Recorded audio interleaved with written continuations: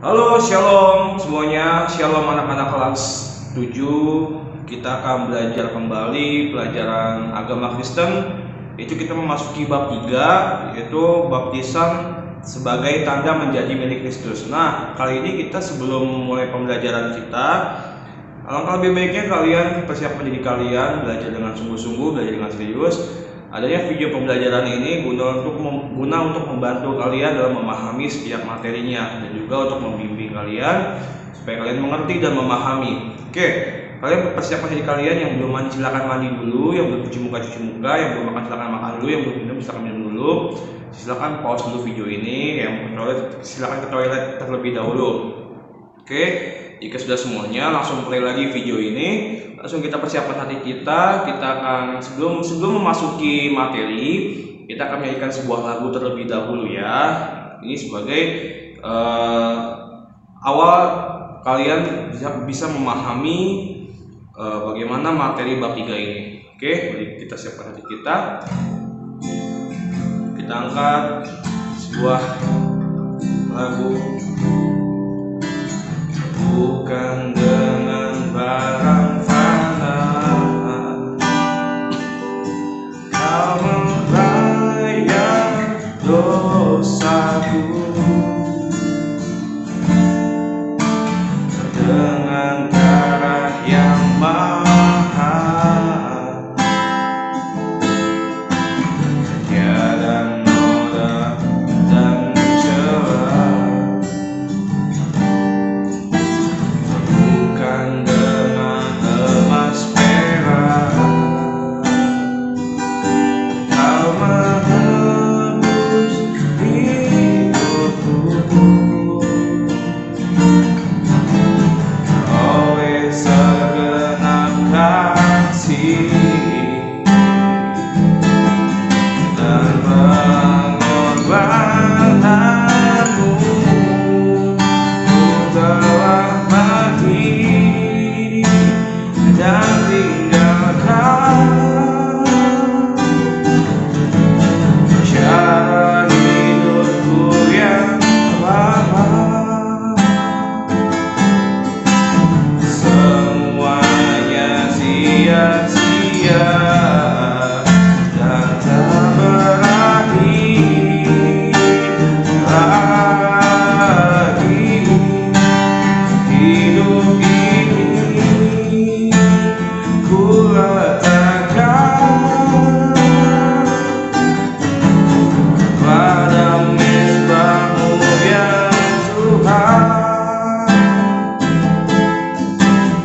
Jadilah padaku seperti yang Kau ingini.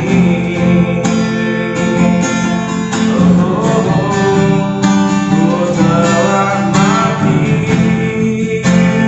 dan tinggalkan cara hidupku yang lama.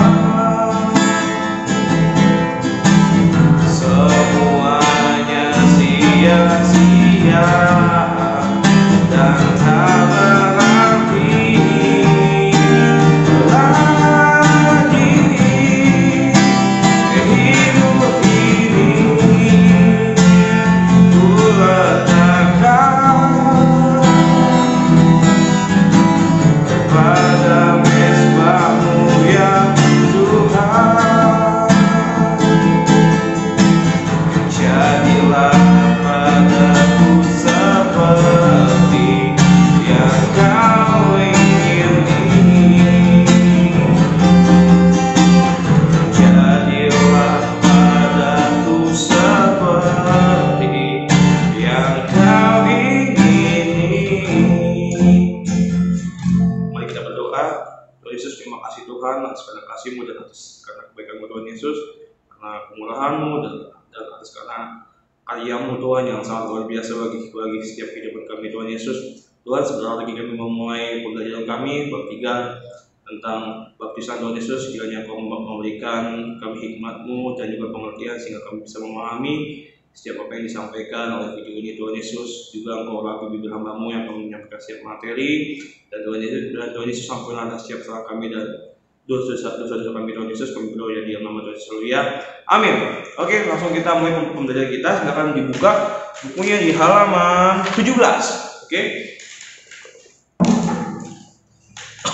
Oke, di halaman 17 ini ada judulnya yaitu baptisan sebagai tanda menjadi milik Kristus. Nah, di sini ada ayatnya yaitu Kisah Para Rasul 19 ayat 4 dan Roma 6 ayat 1 sampai 6. Sebelum kalian membahas materi ini lebih jauh, kalian buka dulu nih ayatnya nih supaya kalian bisa memahami maksud dari baptisan sebagai tanda menjadi milik Kristus. Baptisan sebagai tanda menjadi milik Kristus. Jadi kalau kalian sudah dibaptis itu sebagai tandanya kalian sudah menjadi milik Kristus yang sah. Kalau belum dibaptis bagaimana, Mister? Nah, lo berarti masih belum sah tuh. Nah, silakan dibuka di Kisah Para Rasul 19 ayat 4. Oke. Jadi kalian siapkan buku dan siapkan Alkitabnya ya. Kisah Para Rasul 19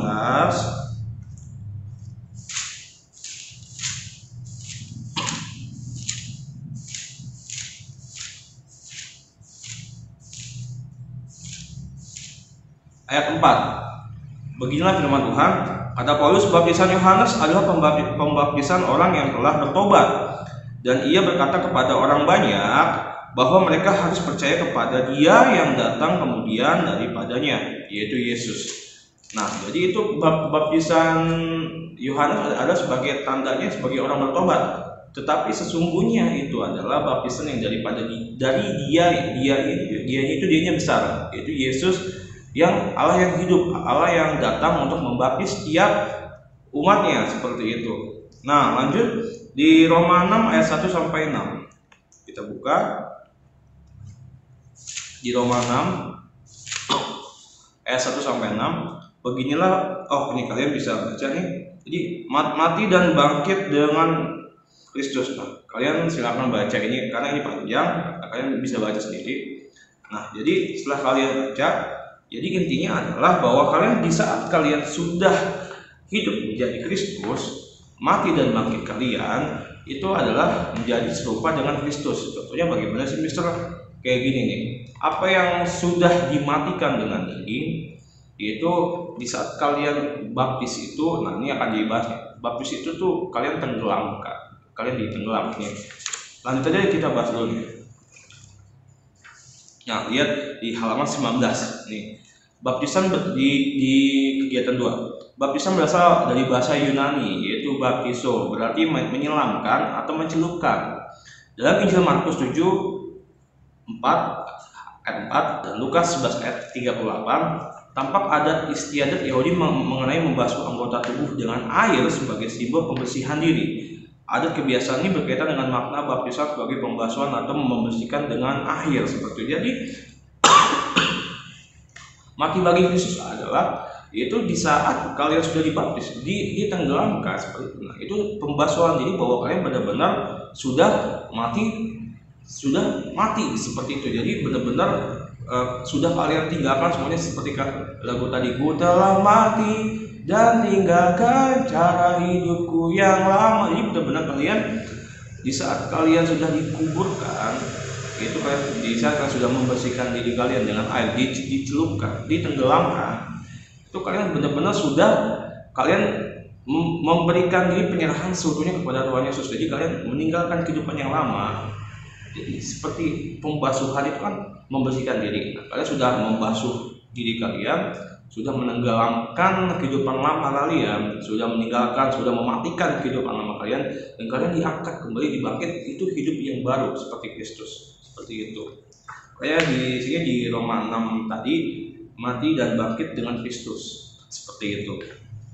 Nah, kalau kalian lihat di ayat 3-nya, di Roma 6 ayat 3-nya, atau tidak tahukah kamu bahwa kita semua yang telah dibaptis dalam Kristus telah dibaptis dalam kematiannya, seperti itu. Jadi dalam kematian Yesus Kristus itu yaitu seperti halnya kita itu dibaptis.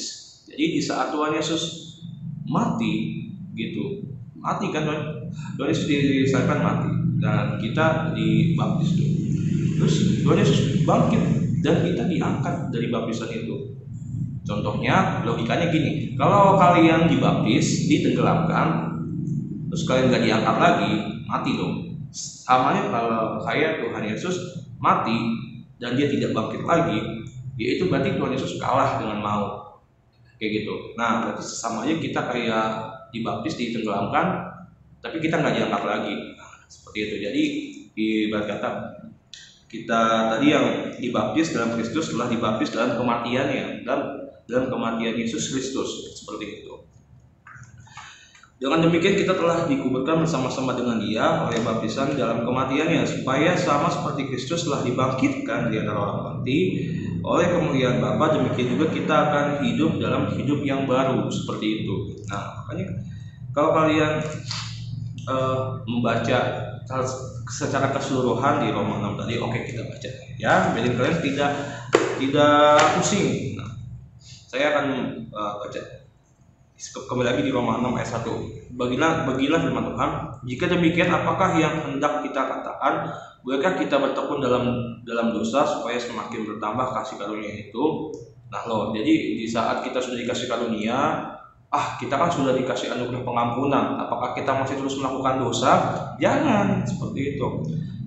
Di ayat 2-nya dijelaskan sekali-kali tidak. Bukankah kita telah mati bagi dosa?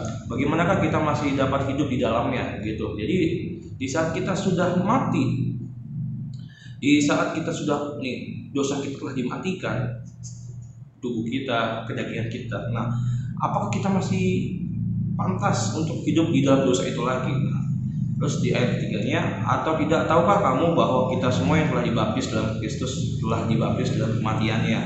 Ayat 4, dengan demikian kita telah dikuburkan bersama-sama dengan Dia oleh baptisan dalam kematiannya, supaya sama seperti Kristus telah dibangkitkan dari antara orang mati oleh kemuliaan Bapa, demikian juga kita akan hidup dalam hidup yang baru, seperti itu. Ayat yang 5, sebab jika kita telah menjadi satu dengan apa yang sama dengan kematiannya, kita juga akan menjadi satu dengan apa yang sama dengan kebangkitannya. Karena kita tahu bahwa manusia lama kita telah turut disalibkan, supaya tubuh dosa kita hilang kuasanya, agar jangan kita menghambakan diri lagi kepada dosa, seperti itu. Sebab siapa yang telah mati, ia telah bebas dari dosa. Jadi jika kita telah mati dengan Kristus, kita percaya bahwa kita akan hidup juga dengan Dia, seperti itu. Nah jadi maksudnya apa, Mister? Jadi di saat kita sudah dimatikan dalam dosa, kita nggak boleh lagi yang namanya buat kesalahan, buat dosa. Tapi kan misalkan manusia tidak luput dari kesalahan. Oke, itu benar. Tetapi kalau manusia, benar manusia tidak luput dari yang namanya kesalahan. Tetapi Roh Kuduslah yang memimpin kehidupan manusia supaya tidak itu terulang kembali, seperti itu. Ya, lanjut. Nah, ini kalian bisa baca sendiri di halaman 18. Ini kita sudah membahas tugasnya. Kalian dibaptis tanggal berapa, bulan apa, tahun berapa, saya dibaptis oleh siapa, dan menurut orang tua saya arti baptisan itu apa, dan kalian sudah menjawabnya. Dan ada yang belum dibaptis, ada yang sudah dibaptis, terus ada yang katanya dari kecil sudah dibaptis. Oke, itu tidak apa-apa dan tidak masalah, karena saya ingin mengetahui siapa saja yang sudah dibaptis, siapa saja yang belum dibaptis, siapa saja yang dibaptis yang masih kecil sudah dibaptis, seperti itu. Dan ada juga yang dia tidak tahu, seperti itu. Lanjut. Dalam kitab Roma 6 ayat 1-6, Rasul Paulus memberikan penekanan pada arti baptisan. Nah, ini tadi yang sudah kita baca. Nah, lanjut di halaman 20. Rasul Paulus mengajarkan bahwa baptisan merupakan tanda pertobatan. Jadi di saat kalian sudah benar-benar bertobat kehidupan kalian yang lama, pokoknya kalian benar-benar serius mau sungguh-sungguh itu menjadi pengikut Kristus, itu dibaptis.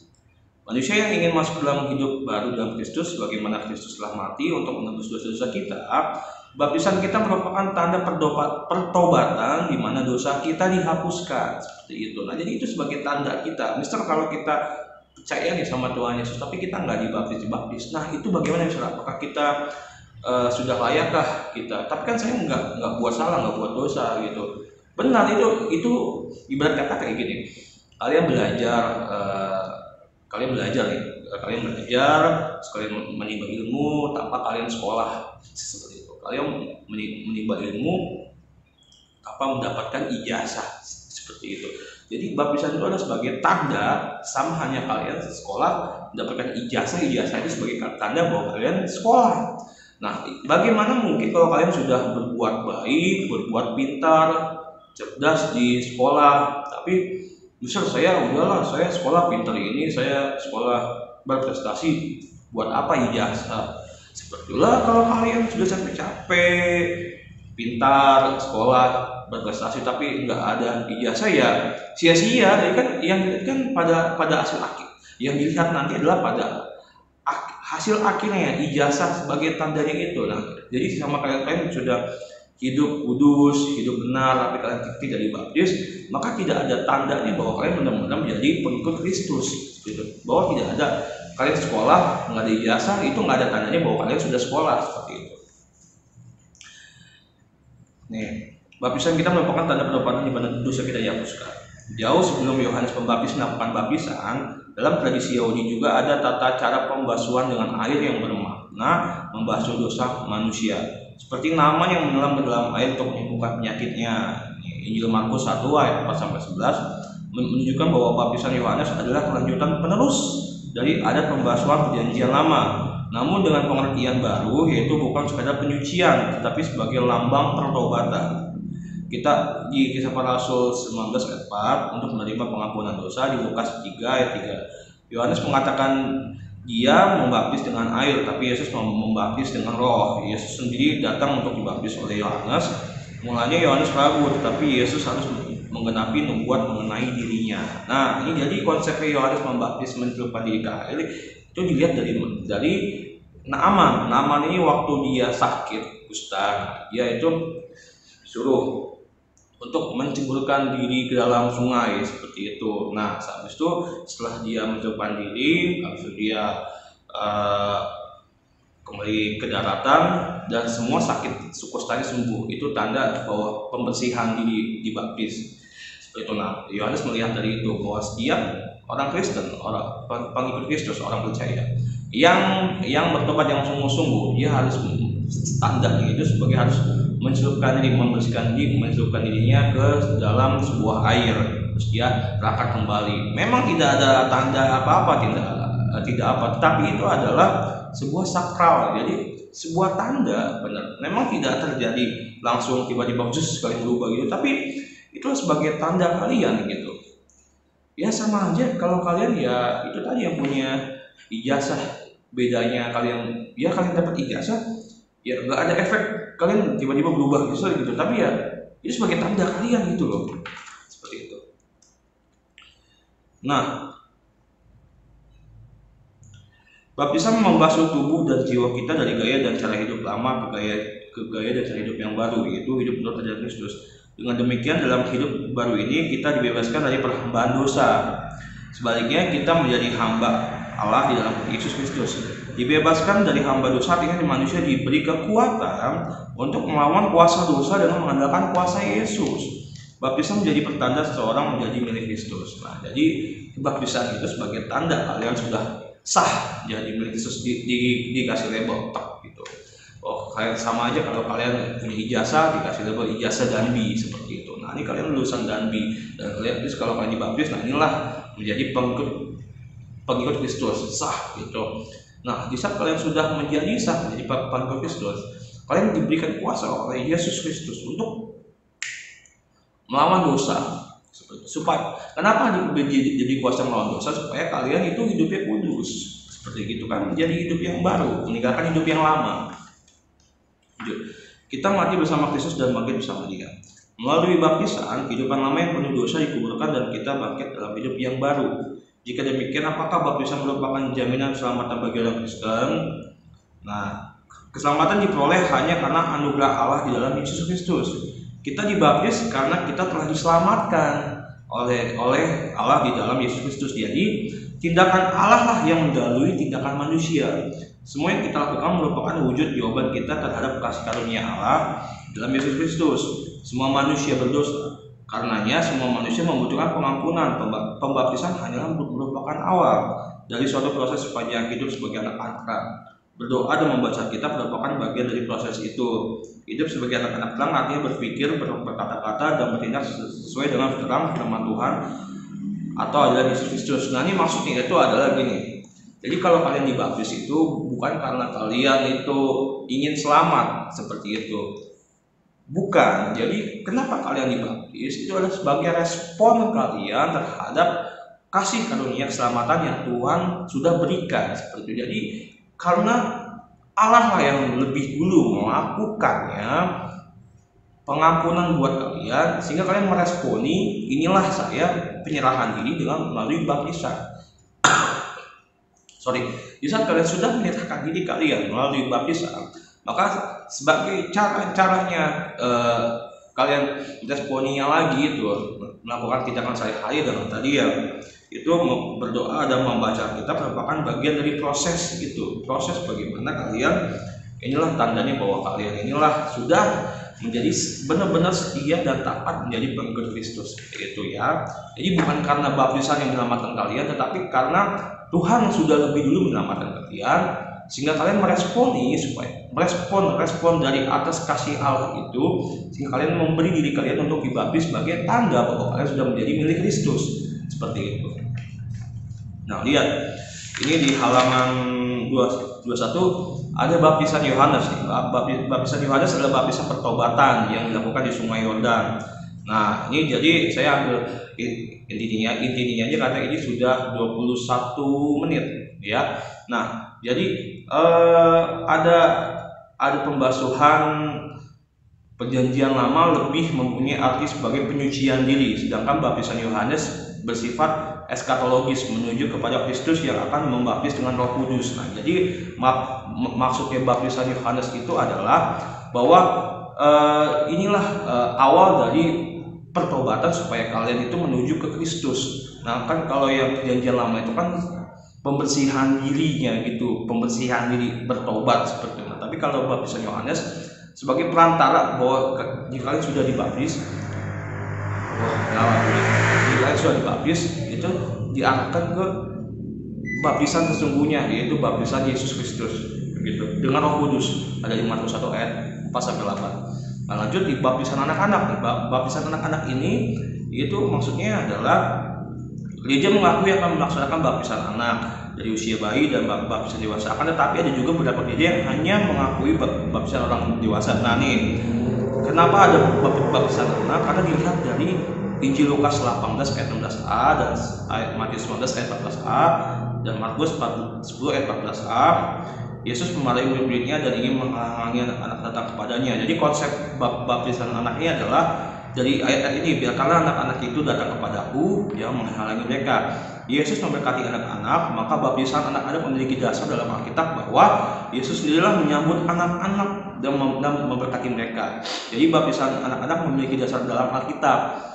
Begitu pula baptisan orang dewasa dari Injil Matius 28 ayat 19 sampai 20. Jadi maksudnya adalah baptisan anak-anak ini adalah sebagai penyerahan anak, itu ada di ayat ini. Jadi anak-anak yang datang kepada Tuhan Yesus itu jangan dihalang-halangi. Jadi Tuhan Yesus memberkati anak-anak itu seperti itu. Makanya ada baptisan anak-anak.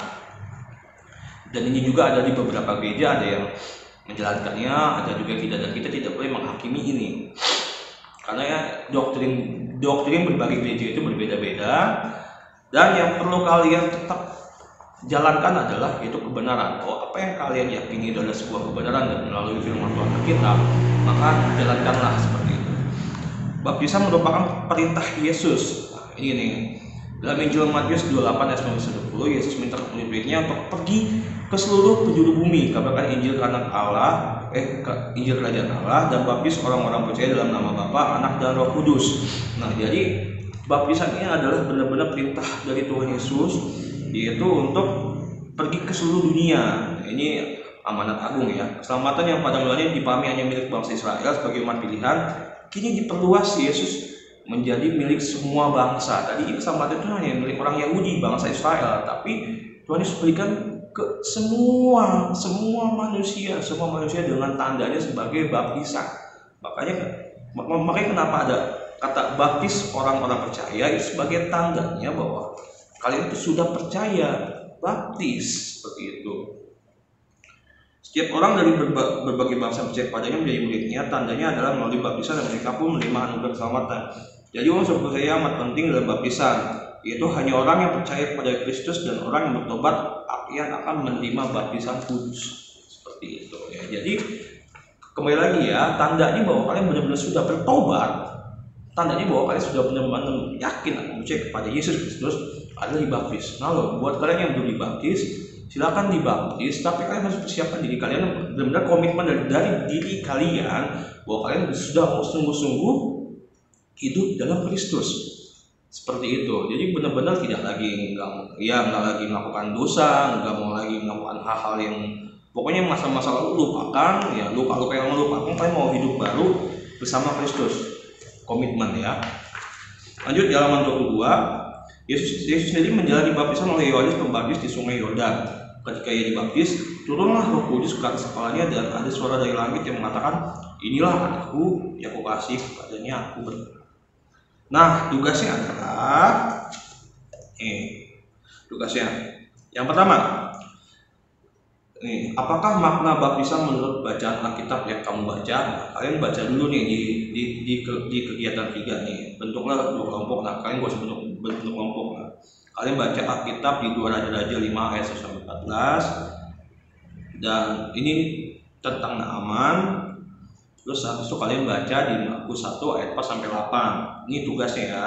Setelah kalian baca di 2 Raja-Raja 5 ayat 1-14 dan Markus 1 ayat 4-8. Nah, kalian nih jawab yang pertanyaan nomor 1. Apakah makna baptisan menurut bacaan Alkitab yang kamu baca? Jadi makna baptisan dari kedua ayat ini apa nih? Jadi yang 2 Raja-Raja sama Markus 1. Terus kalian harus tulis maksudnya dari ayat ini, baptisan ini adalah, terus maksudnya ayat ini, baptisan ini maksudnya adalah seperti itu. Adakah unsur penting yang tak boleh dilupakan dalam baptisan, yaitu mengenai percaya?